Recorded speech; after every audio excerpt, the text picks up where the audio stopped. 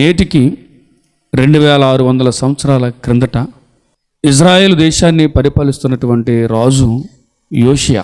ఈ యోషియా ఇజ్రాయేల్ దేశాన్ని పరిపాలిస్తున్నప్పుడు, అంటే నేటికి 2600 సంవత్సరాల క్రిందట, యెరూషలేములో ఉన్న దేవుని మందిరాన్ని బాగు చేయడానికి, మరమ్మతులు చేయడానికి, పరిశుభ్రపరచడానికి పూనుకుని యోషియా, రాజైన యోషియా, దావీదు వంశీకుడు, ఆ మందిరాన్ని శుభ్రపరుస్తున్నప్పుడు అక్కడున్న యాజకులకి ధర్మశాస్త్ర గ్రంథం కనబడుతుందండి. మందిరంలో మరుగున పడిపోయినటువంటి ధర్మశాస్త్ర గ్రంథం వెలుగులోకి వచ్చినప్పుడు యాజకులు తీసుకెళ్ళి ఆ గ్రంథాన్ని షాపాను అనే శాస్త్రికి అప్పగిస్తారు. షాపాను ఆ గ్రంథంలో ఉన్న విషయాలు చదువుతున్నప్పుడు రాజు స్పందించినటువంటి తీరు ఒకసారి మనం ఆలోచిద్దామండి. రాజు ధర్మశాస్త్రము గల ఆ గ్రంథపు మాటలు వినినప్పుడు తన బట్టలు చింపుకొనెను. ఆ సందర్భాన్ని గురించి ఇంకా మనం అక్కడ 11వ వచనంలో మధ్యలో నుంచి మనం చదివితేనండి, మెత్తని మనసు కలిగి యెహోవా సన్నిధిని దీనత్వము ధరించి నీ బట్టలు చింపుకొని నా సన్నిధిని కన్నీళ్లు రాల్చితివి. నిజంగా దేవుని గ్రంథములో ఉన్న విషయాలు ఆ రాజుగారి చెవిని పడినప్పుడు అంతగా కంగారు పడాల్సిన విషయం ఏముంది?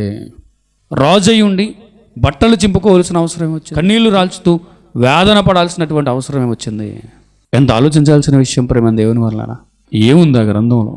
రాజు అంతటి వాడే అంత కంగారు పడిపోవలసిన విషయం ఏముంది అని ఆలోచించాలండి. ఒక ప్రశ్న వేసుకోండి ప్రేమ దేవుని వల్లరా.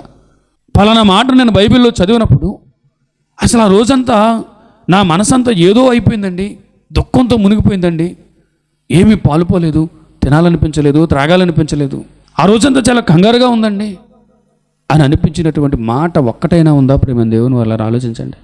ఒక్కరోజైనా మీ జీవితంలో అలా ఉందా? ఒకసారి ప్రశ్నించుకోండి ప్రేమ దేవుని వల్ల. మందిరాలకు వెళ్ళేవారుగానే ఉన్నారు, సంతోషం. బైబిల్ కలిగిన వారుగానే ఉన్నారు, సంతోషం.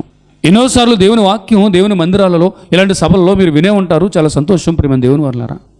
కానీ ఎప్పుడైనా యోషియాల పలానా మాటలు నేను విన్నప్పుడు, పలానా సేవకుడు వాక్యం చెప్పినప్పుడు నేను విన్నాను, లేదా పలానా టైంలో నేను బైబిల్ తీసి చదువుకోగానే పలానా వాక్య భాగం నాకు కంటపడినప్పుడు, అమ్మో ఆ రోజంతా నా మనసంతా ఏదో బాధతో మునిగిపోయిందండి అన్న రోజు ఒకటైనా ఉందా ప్రేమ దేవుని వల్లరా?